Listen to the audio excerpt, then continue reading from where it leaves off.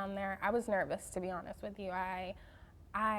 Pastor Dave spoke a sermon about like going out there and like if you have a heart to go on a mission trip, just let us know. And I'm like, God, if you want me to go, I'll go.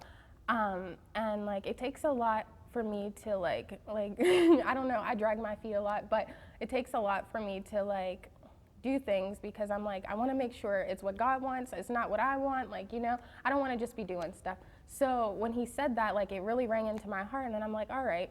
So that was like a little bit before COVID hit, and then like I had an opportunity to go on a different mission trip, but I backed out because of COVID.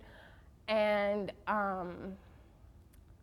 then Mr. Dallas like approached me like in like February and was like, hey, we would like to have you, like, and I was like, I don't know about that. Like, I was like, the way the world is right now and going across borders, and like I didn't even have my passport at that point. So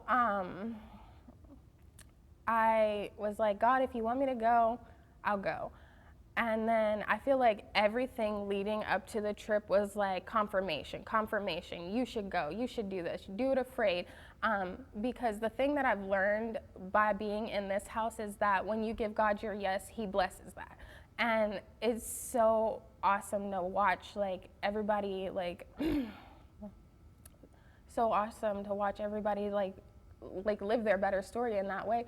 So I went on this trip, and like a lot of things that I had in my heart that I haven't even spoke to my best friend, he gave me confirmation about. I always wonder about what it's gonna be like having a family and all of this stuff, and like I'm like, am I prepared for this? Because my upbringing is, is when I talk about my family, I say crazy, but they're getting there, and I know that God's working on them, but just that fear of like, I don't want the same generational curses to follow me, and like that's the big deal for me. So I'm very particular, and like I felt like he was like, there's this girl, and she was like our translator and our like host down there, and her name is Mariette, and this is just an example of what I'm talking about. She's 25, she's a beautiful lady, like like 50s movie beautiful, like Latin lady.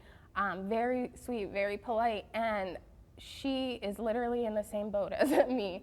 And we live across the world from each other, and just talking to her and fellowshipping with her and realizing that the sacrifices that I'm making now, like they are impactful and they are making a difference. And like this girl who's across the world is doing the same thing, and like it just gives me hope that like